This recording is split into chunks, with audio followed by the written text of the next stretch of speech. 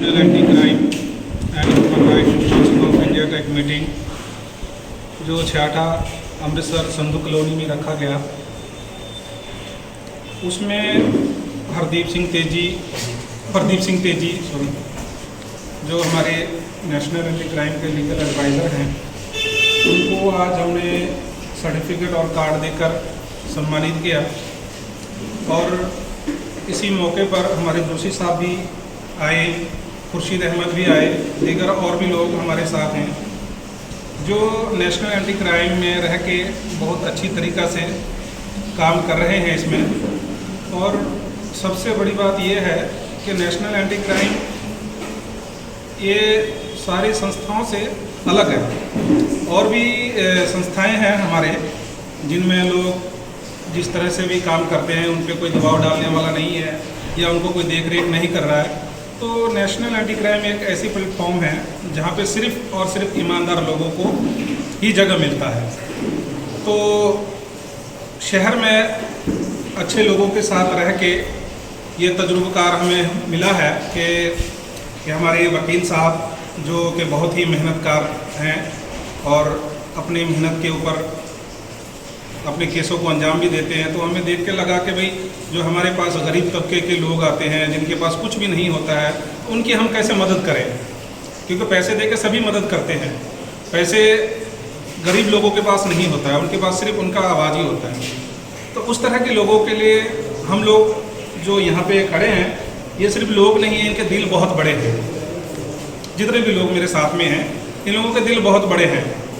तो इसलिए जो गरीब तबके के लोग हैं उनके साथ में कदम से कदम मिलाकर, और सबसे बड़ी बात है जोशी साहब की कि जोशी साहबों ने एक ऐसे काम थामा है पूरे पंजाब का कि इनको टाइम टेबल, धूप बारिश का कोई मतलब ही नहीं होता है। जब मर्जी इनको पुलिस कंट्रोल से फ़ोन आता है वो उसी वक्त चल पड़ते हैं। दूसरे मौके पर हमारे खुर्शीद अहमद साहब हैं जो कि पूरे पंजाब का दौरा करते रहते हैं, हफ्ते में समझ लीजिए ये दौरे पे ही रहते हैं। तो इस दौरे का मतलब ये है बताने का मैं, इनको कितने लोग मिल रहे हैं, परेशान लोग, दुखारी लोग, गरीब लोग, किसी के हॉस्पिटल में परेशानी, किसी के खाने में परेशानी, किसी के और किसी तरह की परेशानी, किसी को सब्जी मंडी में परेशानी, किसी का रेडी उठा के फेंक दिया जाता है। तो गरीब लोग, हर कोई पुलिस के पास या ऐसे लोगों के पास नहीं जा सकते। तो जो लोग नहीं जा सकते वो लोग हमारे पास आते हैं। तो इसके बीच में क्या करते हैं हम लोग कि उन लोगों की मदद करने के लिए सोचते हैं। तो हमारा टीम धन्यवाद करता है खुर्शीद जी का, जोशी साहब का और डॉक्टर साहब का, जिन्होंने इस ऑर्गेनाइजेशन ਨਾਲ जुड़न का मौका दिता। और हुणे मेरी गल मिर्जा साहब ਨਾਲ ਹੁੰਦੀ ਸੀ ਕਿ ਸਾਡੇ वाइस चेयरमैन ने ऑल ओवर इंडिया, उन्होंने दस्सिया कि साडी ये ਜਿਹੜੀ संस्था है ये यूएनओ च रजिस्टर्ड है और बड़ी वड्डी गल है। और एड्डी वड्डी संस्था ने मैनू सेवा का मौका दिता है, सब का मैं धन्यवाद करता है। और मैं कोशिश करांगा कि जिन्नी मेरे समर्था तो वध मैं इस एनजीओ के नाल रख के पब्लिक की सेवा कर सकता।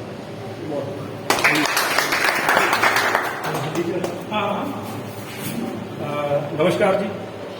सबसे पहले तो मैं national anti crime and human rights council of India का धन्यवाद करता हूं। और हमारे जो खुर्शीद जी हैं पंजाब के प्रधान हैं, और जोशी जी अपने डॉक्टर साहब, लामा जी एंड मिर्जा साहब, उनका धन्यवाद करता हूँ जिन्होंने मुझे इस संस्था के साथ जुड़ने का मौका दिया।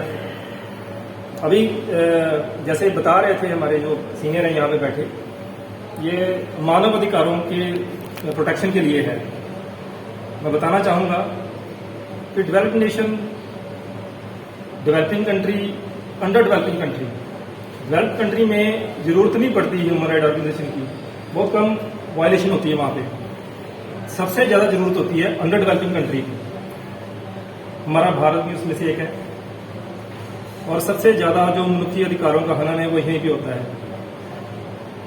इंडिया हो गया, पाकिस्तान हो गया, बांग्लादेश हो गया, श्रीलंका हो गया।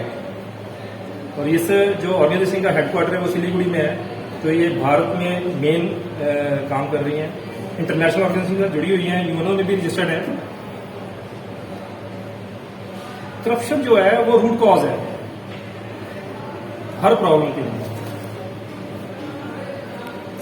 पॉलिटिक्स जो है वो जरूरी है, क्योंकि अगर पॉलिटिक्स अच्छी होगी, साफ सुथरी होगी, तो देश अपने आप सुधर जाएगा, बदल जाएगा, व्यवस्था बदल जाएगी।